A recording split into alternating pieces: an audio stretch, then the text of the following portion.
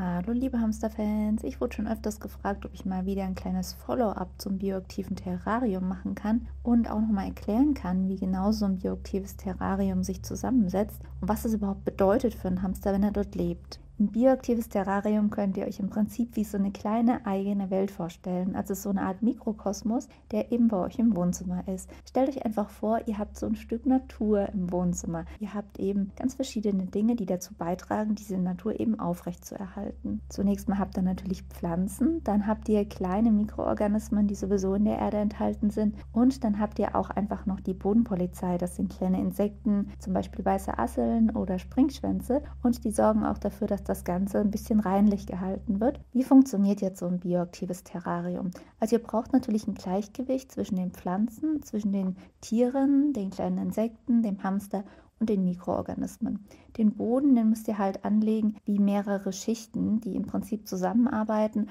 um einfach eine ideale Umgebung zu schaffen. Die unterste Schicht, das ist halt meistens Blähton oder irgendein Drainagematerial. Drainage bedeutet einfach, dass das ganze Material überschüssiges Wasser auffangen kann und das eben auch verhindert wird, dass sich dann Staunässe bildet.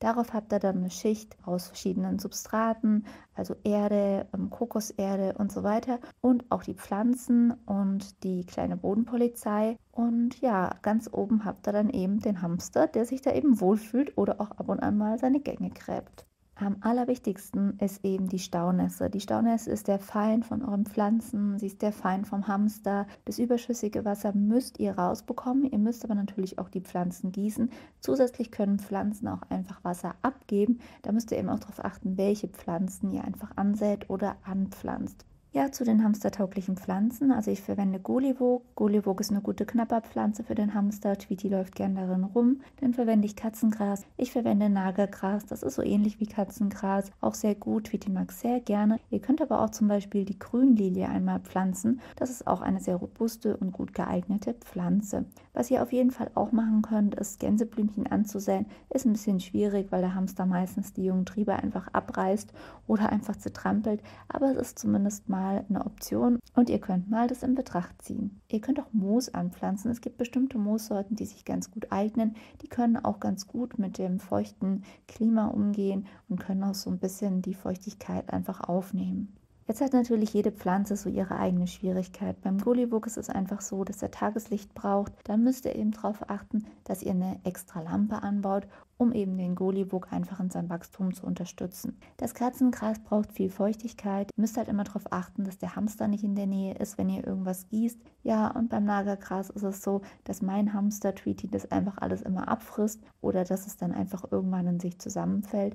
Neben der Pflanzenpflege müsst ihr natürlich auch schauen, dass sich generell auch nichts anderes dort entwickelt. Also ich rede zum Beispiel von Pilzen oder auch einfach von Schimmel. Also wenn ihr natürlich viel Staunässe habt, dann kann eine Pflanze schimmeln, dann können zum Beispiel auch Teile des Futters schimmeln. Ihr müsst halt wirklich schauen, weil Schimmel ist natürlich für euch nicht gut, Schimmel ist für den Hamster ganz schlecht und es ist auch nicht gut für die Pflanzen. Und die Pflanzen können aber auch zum Beispiel einfach an der Wurzel abfaulen, ohne dass sich Großschimmel bildet. Deswegen eben nochmal diese Drainageschicht aus Blähton und anderen Steinen. Bei mir war es mal so, dass ich den gelben Faltenschirmling hatte. Der ist für Hamster in der Regel ungiftig, aber er sieht halt nicht schön aus und er kann auch so ein bisschen darauf hinweisen, dass einfach zu viel Feuchtigkeit da ist. Die Frage aller Fragen: Fühlt sich denn ein Hamster in einem bioaktiven Terrarium überhaupt wohl? Ich kann nur von Tweety sagen, ja, er fühlt sich sauwohl. Er findet das ganz toll. Ich habe zwischendurch einfach mal ein bisschen das schleifen lassen, habe nicht mehr ganz so viele Pflanzen gehabt. Und da habe ich auch gemerkt, dass Tweety nicht mehr so aktiv war. Und jetzt, wo ich wieder viele Pflanzen habe, merke ich einfach, wie er halt auch rauskommt und wie er das Ganze genießt. Was man aber natürlich sagen muss, ist, dass das natürlich nicht die natürliche Umgebung des Hamsters ist. Aber es ist trotzdem schön für den Hamster, weil es einfach Abwechslung ist und weil er eben auch von den Pflanzen naschen kann, und das mag er sehr gerne. Mein Hamster versteckt sich auch gerne darin oder hüpft einfach ein bisschen darin rum, und das ist auch ganz süß, wenn man dabei zuschaut. Ein Riesenvorteil des bioaktiven Terrariums ist, dass es sich im Prinzip selbst reinigt. Also die ganzen Mikroorganismen, die winzigen Springschwänze, die Asseln und so weiter, die sorgen einfach dafür, dass zum Beispiel auch Hinterlassenschaften vom Hamster gut abgebaut werden oder dass auch Pflanzenteile, die dann einfach auf dem Boden liegen, abgebaut werden. Und ihr müsst euer Terrarium dann gar nicht mehr groß reinigen.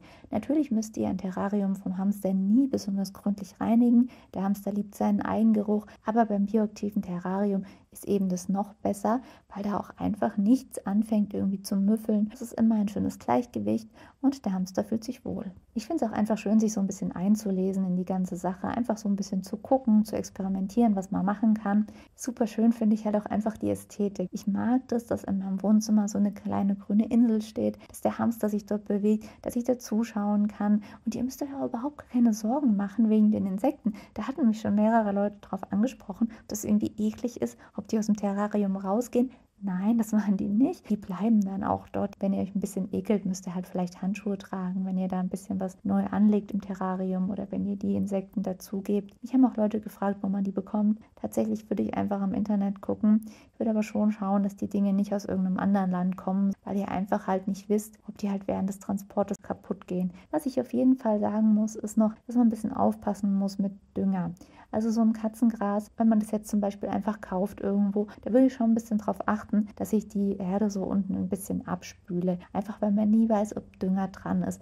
So, ich hoffe, ich habe jetzt mal alles zusammengefasst und nichts vergessen. Schreibt mir einfach, ob ihr Erfahrung habt mit dem bioaktiven Terrarium. Es gibt ja ganz viele Leute, die meine Videos gesehen haben und danach angefangen haben zu pflanzen. Ich weiß zum Beispiel von Tom, dass er das echt cool gemacht hat. Er hat mir mal Bilder geschickt und ich freue mich immer über eure Erfahrungen oder auch über andere Haltungserfahrungen. Was haltet ihr zum Beispiel davon, dem Hamster öfters mal so eine Hirse einfach mit reinzustecken? Oder vielleicht auch einfach ein Terrarium zu haben mit Holz einstreuen und dann so ein, zwei Pflanzen in Töpfen. Macht ihr das? Und wie reagieren eure Hamster darauf? Ja, schreibt es mir in die Kommentare und dann sage ich, macht's gut, Hamsterfans, bis bald, tschüss.